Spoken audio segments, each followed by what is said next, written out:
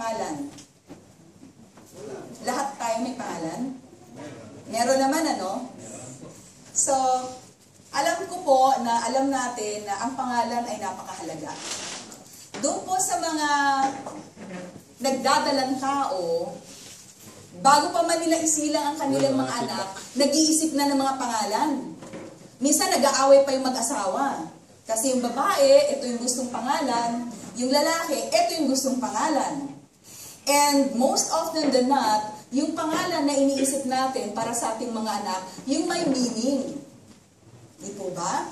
And kapag Kristiyano tayo, gusto natin biblical.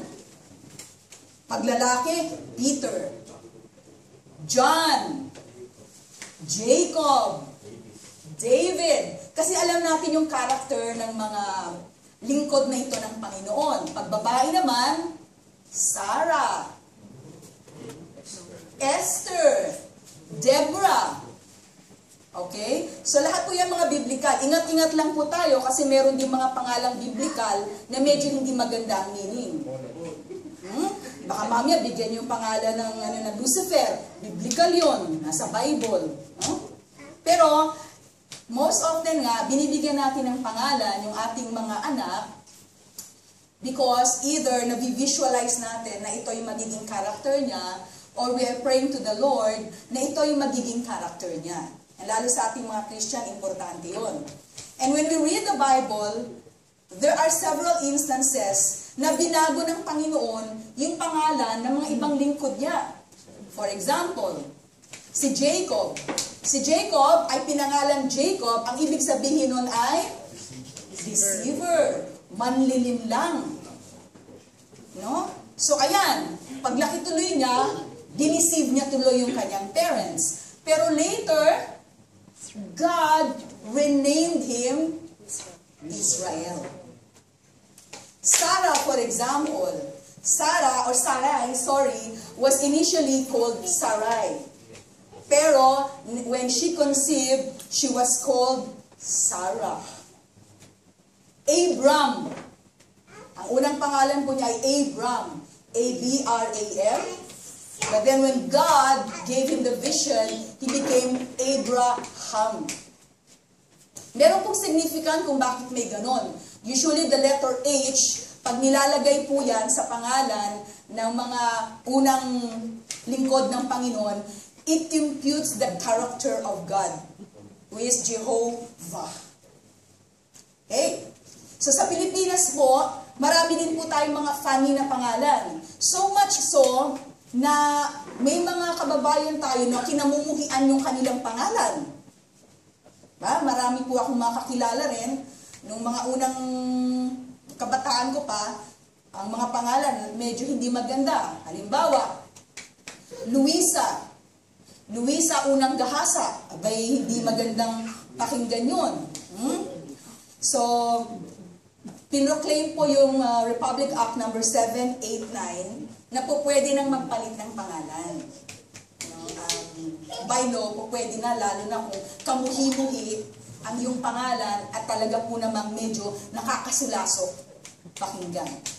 Now, in that sense, when we became Christians, it is also important to understand na meron din tayong mga pangalan bilang mga bagong mananampalataya ng Panginoon. So, ang ating pong pag-aaralan ngayong gabi ay pinamagatan natin na what's in a name. Ano bang meron sa pangalan? And this is what you can see from Proverbs 22 verse 1. A good name is more desirable than great riches. To be esteemed is better than silver or gold. Tama po ba yun?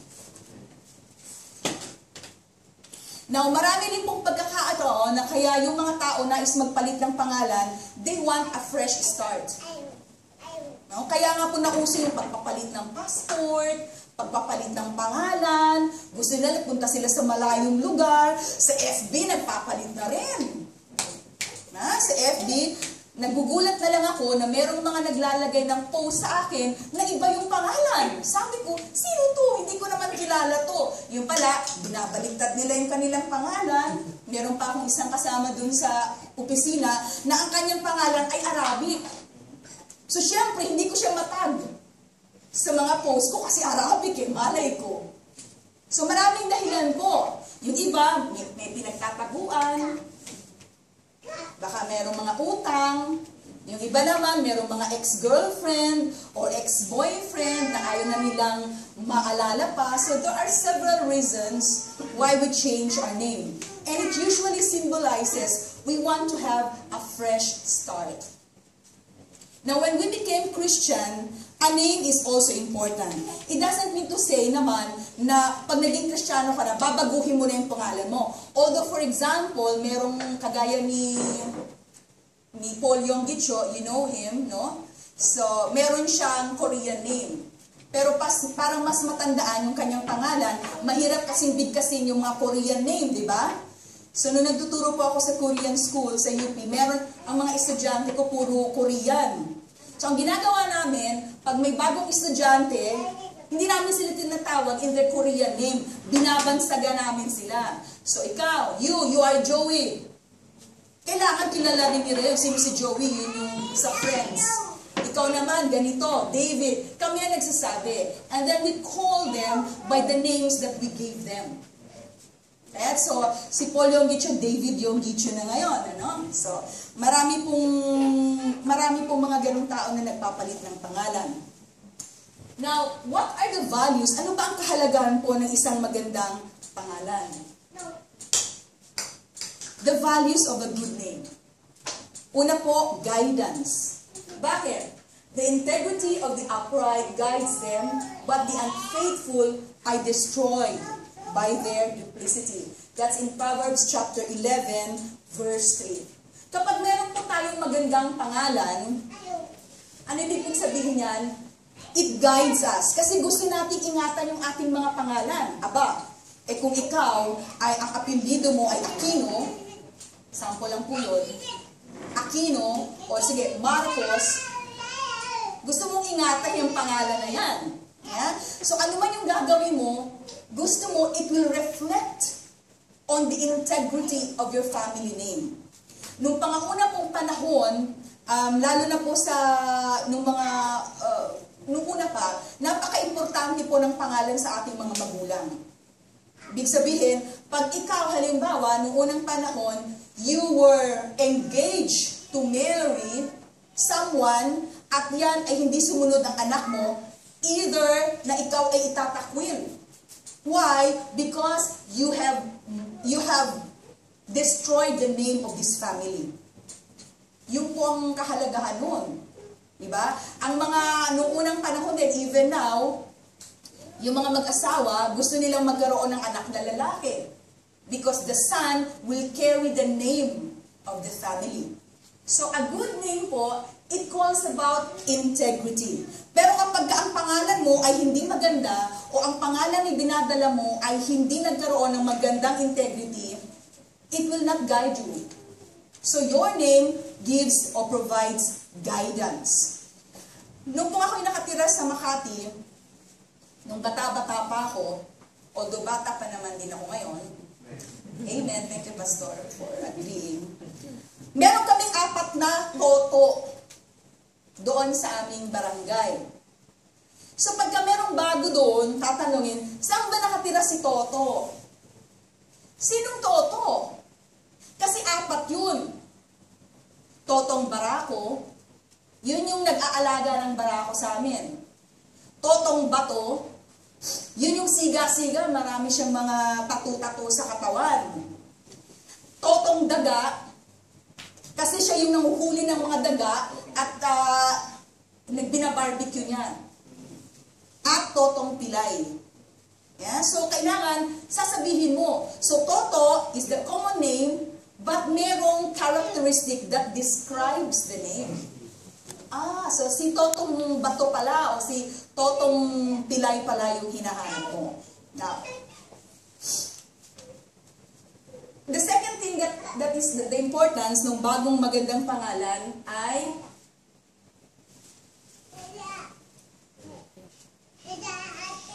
muna natin yung nito. The second verse here is, righteousness guards the man of integrity, but wickedness overthrows the sinner. Kung ano pa man maging desisyon natin, pinapangalagaan natin yung ating mga pangalan. Naalala ko po, nung ako'y dalaga pa, sabi ng nanay ko sa akin, pag mag-aasawa ka, siguraduhin mo maganda apelido. Kasi, dadalhin niyang apelido niya yan ng anak mo at ng anak mo. So therefore, kapag may manliligaw po sa akin na bago, anong apelido po ninyo? Yan. Pagka mga magagandang apelido, okay. Mahirap din naman yung very common yung name, yung surname. Bakit? Kasi pag common ang surname, pagpunta mo ng NBI, hindi ka mabigyan agad ng clearance kasi very common yung name mo. Ramos, kung ano-ano pa yung pala may mga kaso yun. Kaya itong aking asawa, medyo unique yung kanyang apelido, Insyong. Maganda rin naman yung pangalan ng Insyong. Kasi napag-alaman ko noong mga unang panahon, magaganda pala yung sinisignify ng Insyong. Yung dati palang head ng Department of Health noon ay Insyong. Yung mga Insyong pala sa Batangas ay mayayaman. So, okay. No? So, yan po. So, yung pangalawa po,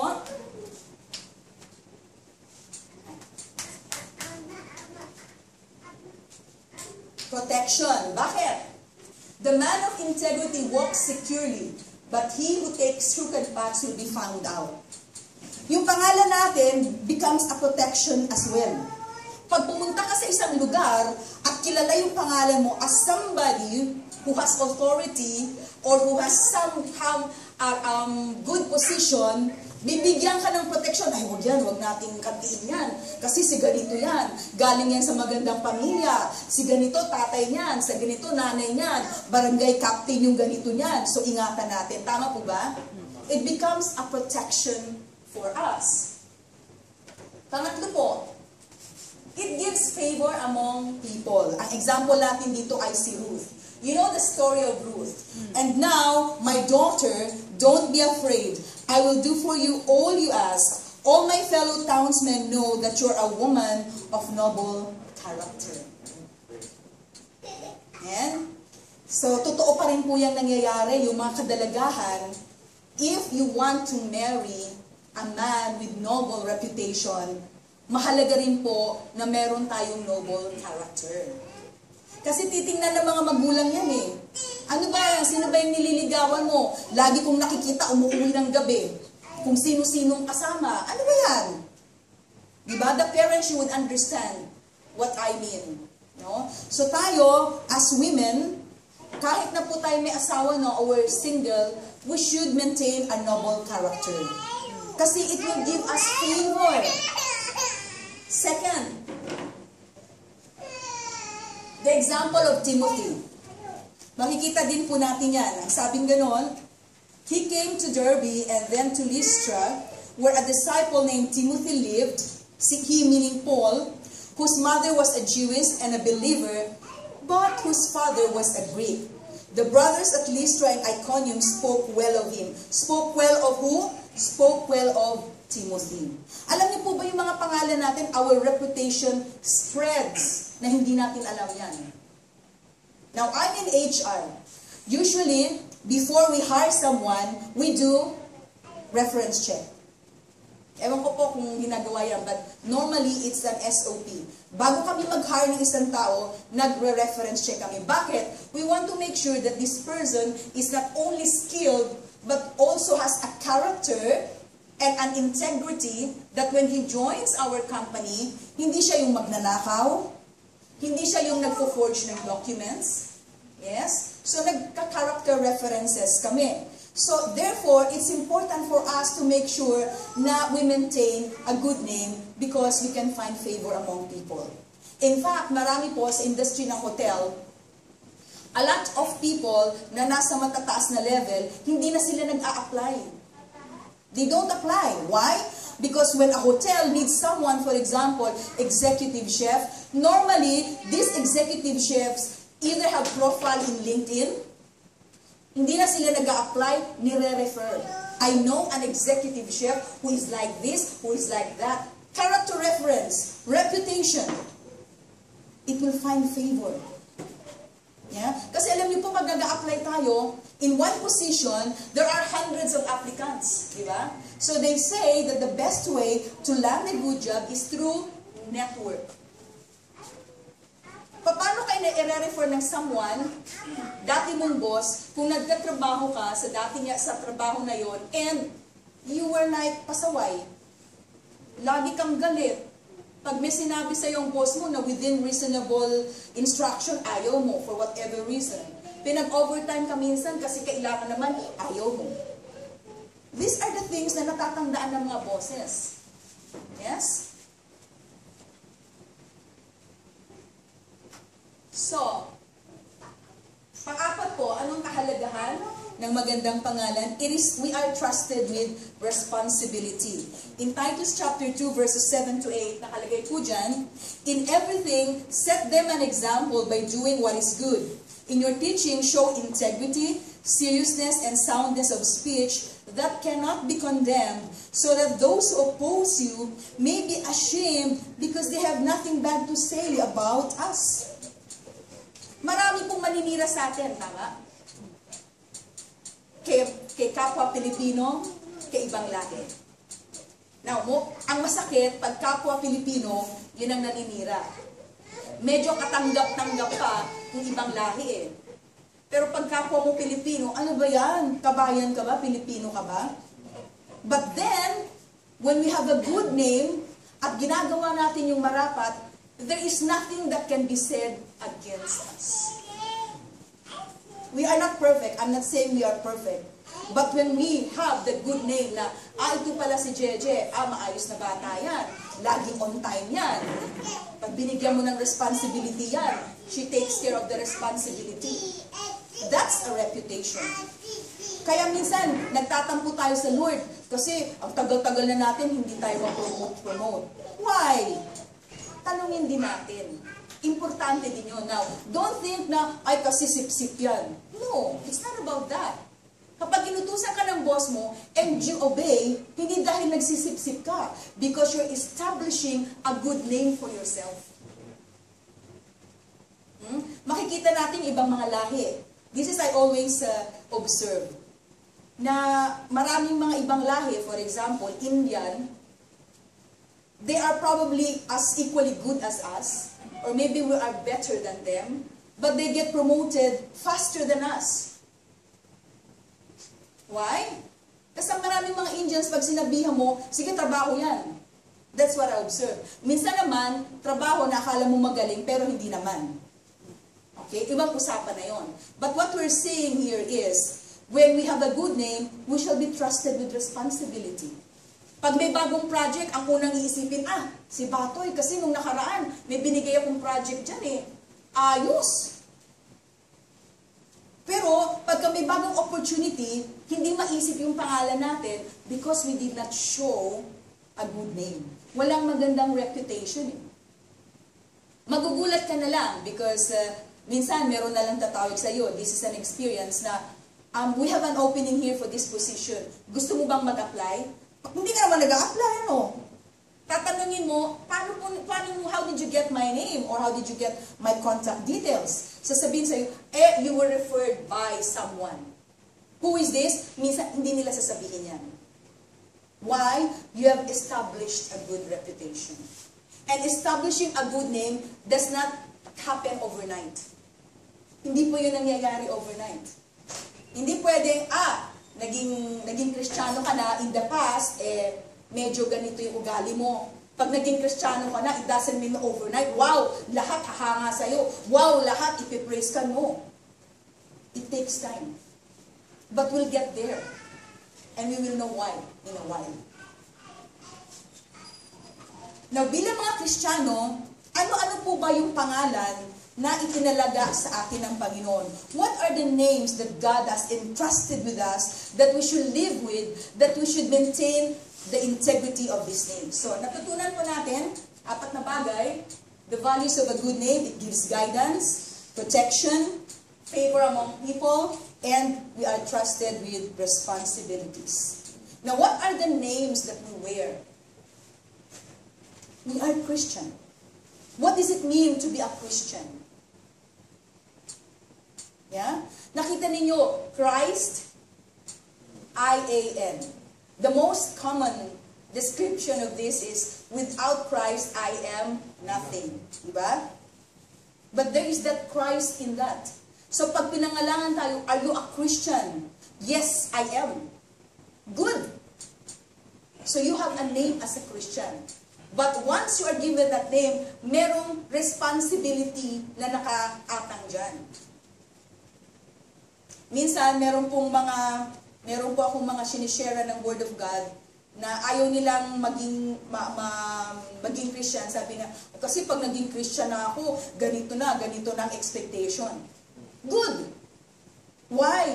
It means that they have engaged with Christians who were living a life like this, which became a testimony to them, and they know na pag sila ay naging Christian, dapat ganun sila. That's a good name. We are proud of our relationship with Christ Jesus. Are you? Amen. We are proud to be called Christian. Pag sinabing, are you a Christian? Medyo. We should be proud to be called Christian. Because there's the name of God given unto you as a name to wear. We agree with John 14:6. What is John 14:6? Ano po yung John 14:6? Meron po ba kayong mga Bible? Ano po yun?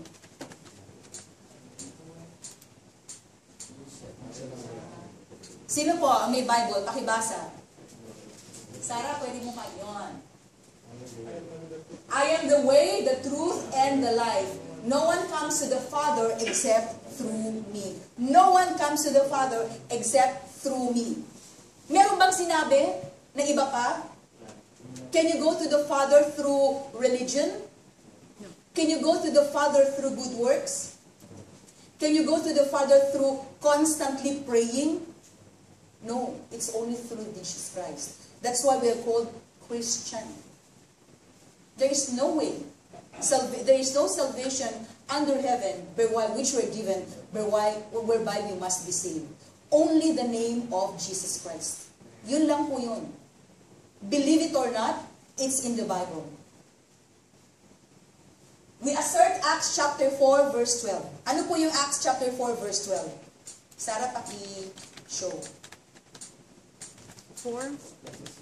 Chapter 4 verse 12. Yan po. Okay. Salvation is found in no one else, for there is no other name under heaven given to men by which we must be saved. Saved from what? Have you ever asked that question? We always say, are you saved? Saved from what? Where are we saved from? Saan tayo naligtas? Saved from judgment. Saved from the wrath of God. Ito po yun. There's no other name given under heaven. Yun po yung assertion natin. Not because we are doing good works. Not because you attend Monday service. Not because you belong to a ministry. Not because you are giving to the poor. No. These are just the fruit. But the main thing is because we believe that Jesus Christ is our Savior. If we believe and we accept Jesus Christ as our Savior, merong katumbas po yun. We should also believe and accept that Jesus Christ is Lord. Hindi pwedeng Savior lang. Merong cause dyan. And when you say Lord, there's a huge responsibility to that. Now, that's not our topic, but just for us to understand. Yaw. Ayun, next. We are disciples. Ano po ibig sabihin ng disciples? We are students, learners. Even if we have been a Christian for 35 years, meron po ba ditong naging Christian na ng 35 years? Okay lang yun. But even though 35 years, 40 years na tayong naging Kristiyano, kahit sina Billy Graham, kahit na yung matatagal ng mga evangelists, they are still disciples, learners. Because we all learn. Hindi komot nag-graduate ka ng Bible school. Hindi komot pastor ka. Hindi komot you can raise, you can heal the sick. Hindi na tayo pwedeng matuto. In fact, the higher we go, the deeper we go. Kasi the higher we go to the ministry at sa calling ng Panginoon, mas matindi yung mga temptation dyan. So therefore, we need to deepen our foundation. We need to know more about God as disciples, right? So we are learners, so we need to know God. Now, we have been Christians for so long. How well do we know God? Pag nasa isa po ba tayong malalim na problema, can we trust God and say, Lord, I know you can do a miracle. Pag meron tayong pangangailangan financially, can you really trust God and do you know God as the provider of your needs? Yes? We need to know more about His plan. We need to know His vision for us. You know? Marami tayo dito nagtatrabaho, we do overtime work. Tama po ba? Tama? Without pay. With pay. Okay. Sa akin kasi without pay. Okay? Pro bono, libre. There are times po na maraming talagang trabaho po sa amin. Sa aming company. And there are times that we need to say no. Yeah? Like for example, tonight, we were because meron kami tinatawag na celebrate service. It's 1 week activity sa hotel. Suddenly they changed. They wanted to do something for tonight. Yeah? And I told them, no. I cannot. And then, siyempre, ang mga utos niya ay galing sa kataas-taasan, ano? Sabing ganun. Ano ka ba naman, Lynn? Every time na lang, kasi, I don't know, for whatever reason, every time na lang na merong gathering sa gabi, hindi ako pwede. Sometimes, intentional yun. Kasi ayokong nag-iinom. You know, we don't drink. But of course, and they know that. But it's part of the job. Ngayon, ito, dapat meron. Sabi ko, no. You can go ahead with your plan, but I have my plan. Because I will always remember that I work to live. I don't live to work. Yeah? Because God is our priority. No? This is a purpose-driven life. So dapat, alam po natin ang plan niya sa buhay natin. Now, when you serve in the ministry, is this God's plan for you? Yan bang ministry natin yan ang plano ng Panginoon? Just a question. Ano bang plan ng Panginoon? Uuwi tayo, is that the plan of God for us? We stay here, is that the plan of God for us? We are disciples. And because we are disciples, we have a great teacher, God will tell us. We need to know more about the church. Alam po ba natin what is TGCGM? What does it stand for? Ano po ba ang tenets of faith nito? Like when you first came to Qatar, those of you na dati ng Kristiyano, bago kayo nag-join dito, alam nyo ba kung ano ang pananampalataya ng iglesia na to? Alam po nyo? Ano po yun? So, aalamin po natin yan. Because, baka mamaya, yung mga pinupuntahan natin, akala natin, we share the same faith, yung pala hindi. You should know your church. You should know the laborers who work among you. Sino ba si Pastor Rick? Sino pa si Pastor June? Hindi po yung chismis. But, our pastors who serve us and who serve with the Lord, dapat alam natin kung ano sila. Are they living? If they're married, do they have only one wife? These are important things. Yes? And I'm sure dito po sa church ganun din. Bago po tayo kumuha ng leadership position, alam ng mga pastor natin kung sino tayo. The church where I came from, hindi ka pwedeng basta-basta kumanta dyan just because you're a good singer or you have a good voice. It's not, hindi po yun ang pamantayan. Hindi ka pwedeng maghawak-hawak dyan sa sound system just because you're a sound engineer. No. Because lahat po yan, lahat ng ginagawa natin are anointed by the Lord. So know your church. We need to know more about how to develop the fruit of the Spirit. Yes, it's not enough for us to be Christian, to accept the Lord. We need to develop and grow and bear the fruit of the Spirit. What are the fruit of the Spirit? Okay, alam po nyo yun. Ako, hindi ko alam. Yeah, alam ko po yan. So, ilang fruit po ba yung Spirit? 9. So, ano-ano po ba yun? Do we display that? If not, are we working on it? Are we asking the Holy Spirit?